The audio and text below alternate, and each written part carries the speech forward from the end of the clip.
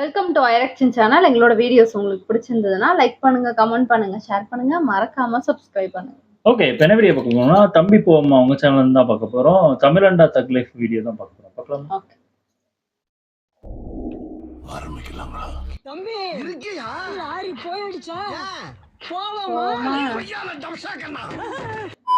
Hello guys, எல்லாரும் எப்படி இருக்கீங்க? இப்போ நம்ம ஒரு சில இன்ட்ரெஸ்டிங்கான தக்லீஃப் தான் பார்க்க போறோம். பாப்போமா? போம்மா. போலாம். இப்போ நம்ம தமிழ் தக்லீஃப் பார்ட் 4 தான் பார்க்க போகிறோம். பார்ட் 1, பார்ட் 2, பார்ட் 3 உங்களுக்கு ரொம்ப பிடிச்சிருந்தனால இப்போ நான் பார்ட் 4 பண்ணியிருக்கேன். பார்ட் 3ல 15K லைக் கேட்டால் எப்படியோ 15K லைக் வரக்கு ரொம்ப லேட் ஆகும். நம்ம பொறுமையாக அடுத்த வீடியோ பண்ணலான்னு பார்த்தா 15K லைக் ரொம்ப வேகமாக போட்டீங்க. ஏன் திமுங்களா? எப்படி? இப்போ இந்த வீடியோக்கு 20K லைக் வந்தால் நான் பார்ட் 5 சீக்கிரம் பண்ணுறேன். இதுக்கு முன்னாடி போட்ட பார்ட்ஸை பார்க்காதவங்க இதுக்குன்னே தனி பிளேலிஸ்ட் கொடுத்துருக்கேன். இந்த தக்லீஃபை பார்த்துட்டு அதை போய் பார்த்துக்கோங்க. ஓகே, நம்ம இப்போ தக்லீஃபை பார்க்கலாமா? கொஞ்ச நாளைக்கு முன்னாடி தமிழ்நாட்டில் இருக்க நிறைய மொழி ஆராய்ச்சியாளர்கள் வித்தியாசமான ஒரு ரிசர்ச்சை வச்சாங்க. என்னன்னா, தமிழ் மொழி பேசுறதுனால அதிக நாட்கள் வாழலாம்னு சொல்லி ஒரு வித்தியாசமான ஒரு ஸ்டேட்மெண்ட் வச்சிருக்காங்க. அதுக்கு அவங்க சொன்ன எக்ஸாம்பிள் என்னன்னா, ஒரு மொழி ஒரு இடத்துல உருவாகும் போது அந்த இடத்தோட கண்டிஷனுக்கு ஏற்ற மாதிரி தான் உருவாகும். ரொம்ப ஹீட்டான இடத்துலயோ இல்ல ரொம்ப கோல்டான இடத்துலயோ ஒரு மொழி உருவாச்சுன்னா அந்த ரெண்டு மொழியும் எந்த இடத்துல உருவாச்சோ அந்தந்த இடத்துல பேசுறது தான் கரெக்டானதா இருக்கும். நம்ம தமிழ்நாட்டில் நம்ம தமிழ் மொழி பேசுறதுனால நம்ம குறைஞ்ச ஆக்சிஜன் தான் பேசும்போது வெளியிடுறோம். ஸோ அதனால நம்ம லைஃப் டைம் நீடிக்குதுன்னு சொல்லி ஒரு ஸ்டேட்மெண்ட் வச்சிருந்தாங்க. என்னதான் நமக்கு தமிழ் மேல அளவு கடந்த காதல் இருந்தாலும் நான் இதை பத்தி கேள்விப்படும் போது எனக்கு துளியலும் இது மேல நம்பிக்கை வரல. கன்ஃபார்ம் இது ஏதோ வாட்ஸ்அப் மெசேஜ் போல ஃபேக்கான விஷயம் நான் கன்ஃபார்மே பண்ணிட்டேன். ஆனா இந்த ரிசர்ச் பத்தி வைரமுத்தோட பையன் மதன் கார்கியே பேசியிருப்பாரு. ஏன் இங்க நம்ம சமஸ்கிருதம் பேசக்கூடாது, ஏன் நம்ம இங்க தமிழ் பேசலாம்? ஒரு மொழி எங்க பிறக்குது அப்படின்றது ரொம்ப முக்கியமான ஒரு விஷயம். குளிர் பிரதேசங்கள்ல பிறக்கிற ஒரு மொழியில உருவாகிற ஒலியன்கள்னு சொல்லுவோம், ஃபோனீம்ஸ். அந்த ஃபோனீம்ஸ் எல்லாம் அந்த உஷ்ணத்தை ஏற்படுத்துற மாதிரியான ஒலிகளா இருக்கும். உஷ், ஷா, ஹா இதெல்லாம் சொல்லும் போதே உடம்புக்குள்ள சூடு, அந்த வெப்பம் பிறக்கும். வெப்ப நாட்டில் இருந்துகிட்டு அது மாதிரி ஒரு உஷ்ண நாட்டில் ஒரு குளிர் பிரதேசத்தில் பிறந்த ஒரு மொழியை நம்ம பயன்படுத்தும் போது அது நம்ம உடல்நிலைக்கே சீரழிவுன்னு சொல்லிட்டு அவர் சொல்ற ஒரு காரணம். இந்த வீடியோ பார்த்ததுக்கு அப்புறம் கூட மதன் கார்கி என்னதான் மொழிகளை பத்தி நல்லா தெரிஞ்சவரா இருந்தாலும் இந்த வீடியோ பார்த்ததுக்கு அப்புறமும் எனக்கு நம்பிக்கை வரல.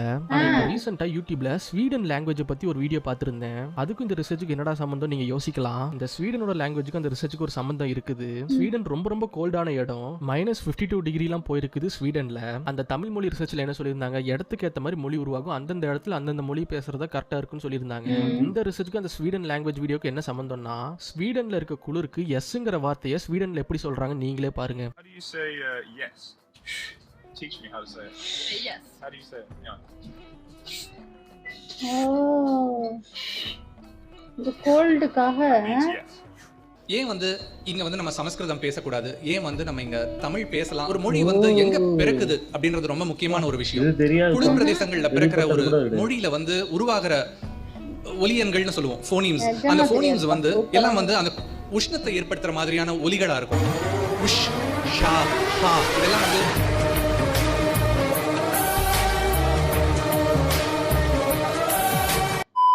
இதை வச்சு அந்த ரிசர்ச் கன்ஃபார்ம் உண்மைன்னு நான் சொல்ல வரல, உண்மையா இருந்தா நல்லா இருக்குன்னு சொல்ல வரேன். இப்போ நம்ம பார்க்க போகிற தகவல் ரொம்ப சென்சிட்டிவானது. யூடியூப்கார ஒன்றும் பண்ணாமல் இருந்தால் அதுவே பெரிய விஷயம். தமிழர்களுக்கும் சிங்களர்களுக்கும் நடந்த பிரச்சனையில உங்களுக்கு தெரிஞ்சிருக்கும். அதில் ராஜபக்சே ஃபேமிலி என்னெல்லாம் பண்ணாங்க, இப்போ என்ன நிலைமையில் இருக்காங்கல்ல உங்களுக்கு எல்லாத்துக்குமே தெரிஞ்சிருக்கும். இப்போ நம்ம அதை பற்றி பேச வேண்டாம். இப்போ ரீசெண்டாக நடந்த ஒரு சம்பவத்தை மட்டும் பார்க்கலாம். ராஜபக்சே ஃபேமிலி ஆட்சிக்கு வரணும்னு சொல்லி சப்போர்ட் பண்ண ஒரு புத்த மத தலைவரை டிசம்பர் 2021 அப்போ கொழும்பு பல்கலைக்கழக தலைவராக அவரை போட்டிருக்காங்க. தமிழர்களுக்கு எதிராக ஒரு ஆட்சியை கொண்டு வரணும்னு செயல்பட்டவரை கொழும்பு பல்கலைக்கழகத்தோட தலைவராகவே போட்டிருக்காங்க.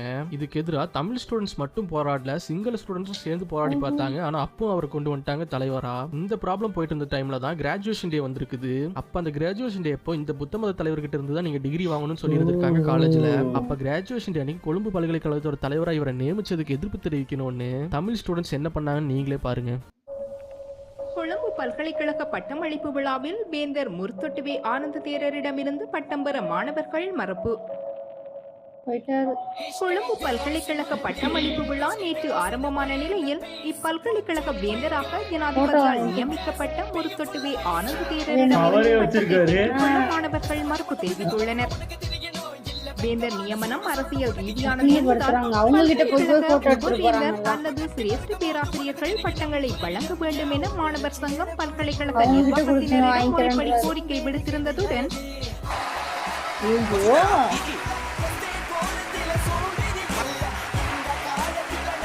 வாங்க மாட்டாங்கப்பா. வந்திருக்காங்க அவங்களுக்கு கைப்பட்ட போயிரு.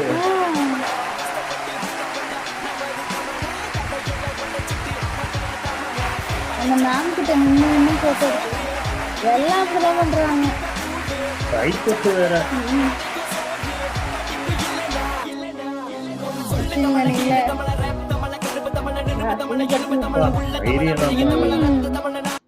இப்போ நம்ம பார்க்க போகிற தக்லீஃப் நீங்கள் ஏற்கனவே ஏதோ ரீல்ஸில் பார்த்துருக்க வாய்ப்பு இருக்கு. ஆனால் இவரை பற்றின தக்லீஃப் ரொம்ப கம்மியாக இருக்கனால நம்ம இந்த மாதிரி தக்லீஃப் தான் எடுத்து தான் ஆகணும். அப்படியான தக்லீஃப்னா 2018 அப்போ விகடன் அவார்ட்ஸில் சத்யராஜ் சாருக்கு அவார்ட் கொடுக்க கூப்பிட்டுருப்பாங்க.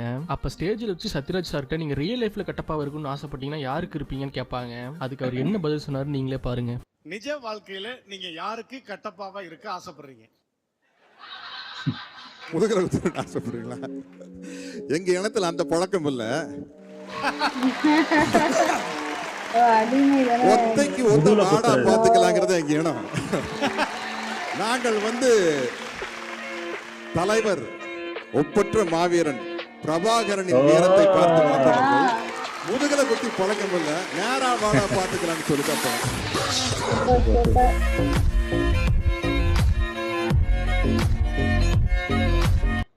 2017 இப்போ கனடாவில் இருக்க டொரண்டோ சிட்டியில் ஒரு மியூசிக் ஃபெஸ்டிவல் கண்டக்ட் பண்ணியிருந்தாங்க. அதில் நம்ம இந்தியாவிலேருந்து ஏ ரஹ்மான் போயிருந்தாரு. பல கண்ட்ரிலேருந்து நிறைய மியூசிக் டேரக்டர்ஸ் போயிருந்தாங்க. அந்த மியூசிக் ஃபெஸ்டிவல் முடிஞ்சது கனடா கவர்மெண்ட் ஏ ரஹ்மானை பெருமைப்படுத்துற மாதிரி கனடாவோட ஸ்பெஷல் சிட்டிசன்ஷிப் கொடுத்துருந்தாங்க ஏ ரஹ்மானுக்கு. அதாவது நீ ஏ ரஹ்மான் எந்த பர்மிஷன் இல்லாமல் கனடாவோட குடிமகனா அங்கேயே தங்கிக்கலாம். ஆனால் ஏ ரஹ்மான் அதை மறுத்துட்டாரு. கனடா கவர்மெண்ட் கொடுத்த சலுகைகளுக்கு நன்றி சொல்ற விதமா ஏ ரஹ்மான் ஒரு போஸ்டையும் போட்டிருந்தாரு. அந்த போஸ்ட்ல ஏ ரஹ்மான் நீங்க எனக்கு கனடாக்கு இன்வைட் பண்ணதுக்கு ரொம்ப நன்றி. ஆனா இங்க தமிழ்நாட்டில் என் ஃபேமிலி கூட என் ஃப்ரெண்ட்ஸ் கூட ரொம்ப சந்தோஷமா இருக்கேன். என் மக்கள் இங்கே தான் இருக்காங்க. நீங்க காமிச்ச அன்புக்கு ரொம்ப நன்றின்னு சொல்லி ஒரு போஸ்டர் போட்டிருந்தாரு ஏ ரஹ்மான். இதுக்கப்புறம் கனடா கவர்மெண்ட் ஏ ரஹ்மான் பெருமைப்படுத்துறமா கனடாவில் இருக்க ஒரு சிட்டிக்கு ஏ ரஹ்மானே பேர் வச்சுட்டாங்க. சூப்பர்.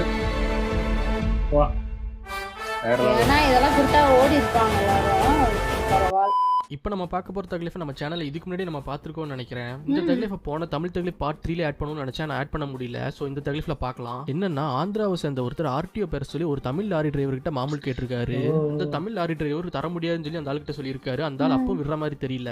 பில்லை வாங்கி வச்சுட்டு மாமூல் தந்தா தான் திருப்பி பில்லை தருவேன்னு அந்த தமிழ் லாரி டிரைவர்கிட்ட சொல்லியிருக்காரு அந்த ஆந்திராவை சேர்ந்தவர். அந்த லாரி டிரைவர் பணம் தரமாட்டேன்னு சொல்லி அந்த ஆள் பில்லை தரதா இல்லை. ஒரு லெவலுக்கு மேலே கடுப்பான லாரி டிரைவர் என்ன பண்ணி பில்லை வாங்கினாருன்னு நீங்களே பாருங்க.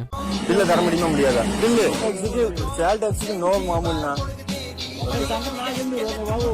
பில்லை கொடுக்க முடியுமா முடியாதா? பில்லை தர முடியுமா முடியாதா? பில்லு లేదన్నా பில்லு లేదా లేదు இல்லையா? வந்து பில்லு தரல போவேன். இல்லைன்னா வண்டியை கொடுக்க விடுவேன். இல்ல வண்டியை கொடுக்க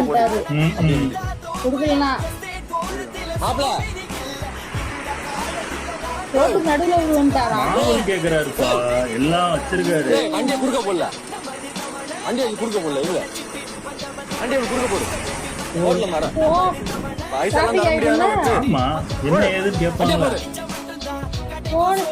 கையில கூட இல்ல வீடியோ அனுப்பிச்சுட்டுருவேன். மாட்டி பார்த்துட்டு பைசா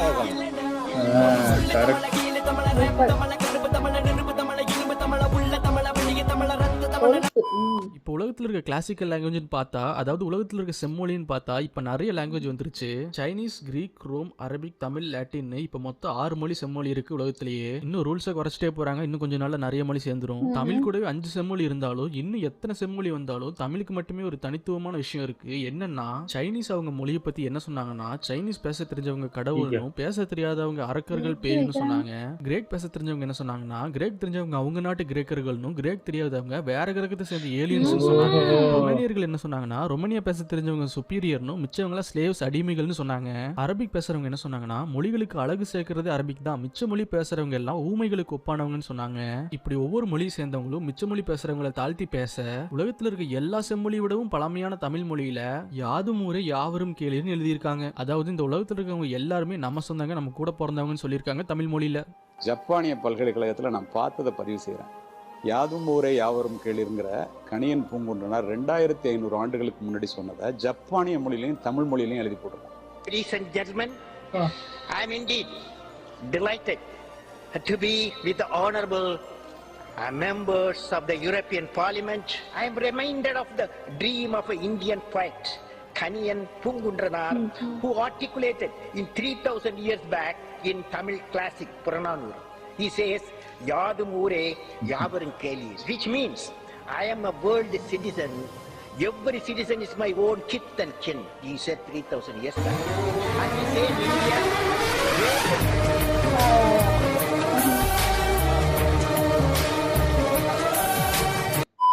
இந்த வீடியோக்கு 20K லைக் வந்தால் நான் பார்ட் 5 போடுறேன். அடுத்த பார்ட்டில் உங்களுக்கு தெரிஞ்ச ஏதாவது தமிழ் தகவல் வரணும்னா இன்ஸ்டாகிராமில் சென்ட் பண்ணுங்க. இன்ஸ்டாகிராம் லிங்கை கமெண்ட்ல பின் பண்ணியிருக்கேன். ஓகே, வரட்டா மக்களே. சூப்பர், நல்லா இருந்துச்சு. ஆனா அது இப்படிலாம் இது பண்ணிருக்காங்க. ஏஆர் ரஹ்மானுக்கு ஒரு அந்த இதே வேற யாருக்கா கொடுத்திருந்தா அப்படியே செட்டில் ஆயிருப்பாங்க. கனடால அங்கேயே லேண்ட் வாங்கி இது பண்ணி அங்கேயே ஒரு செட்டில் போட்டு சிட்டிசன் கிடைக்கிறதுலாம் கஷ்டம். இதெல்லாம் ஈஸியா அசால்ட்டா கிடைச்சு அது வேண்டான்னு இது பண்ணி அதுக்கப்புறம் அவங்க வந்து ஒரு இடத்துக்கே அவரோட பேர் வைக்கிறது பெரிய விஷயம். பெரிய விஷயம் தான். சத்யராஜ் எங்களுக்கு அந்த முதுகுல குத்துற பழக்கம்லாம் எங்களுக்கு இல்ல. அதுவும் சூப்பரா இருந்துச்சு. அதுக்கப்புறம் அந்த கிராஜுவேஷனுக்கு வந்து வாங்காம போனதெல்லாம் பயங்கர இதுதான். ஏன் தைரியம் வேணும் அந்த இடத்துல? ஏன்னா படிப்பு சம்பந்தப்படுது. ஏதாவது பெரிய ஆப்போசிட்டாங்கன்னா அப்புறம் இல்ல ஒருத்தர் மட்டும் பண்ணியிருந்தா அது அவரை ஒருத்தரை மட்டும் இது பண்ணிருக்கோம். பரவாயில்ல, எல்லாருமே பொண்ணுங்க முதற்கொண்டு அவ்வளவு தைரியமா இது பண்றது பெரிய விஷயம். பெரிய விஷயம் தான் உண்மையாவே. நல்லா இருந்துச்சு அதெல்லாம். ஓகே, என் வீடியோஸ் உங்களுக்கு பிடிச்சிருந்தா லைக் பண்ணுங்க, ஷேர் பண்ணுங்க, கமெண்ட் பண்ணுங்க, மறக்காம சப்ஸ்கிரைப் பண்ணுங்க. எல்லாருக்கும்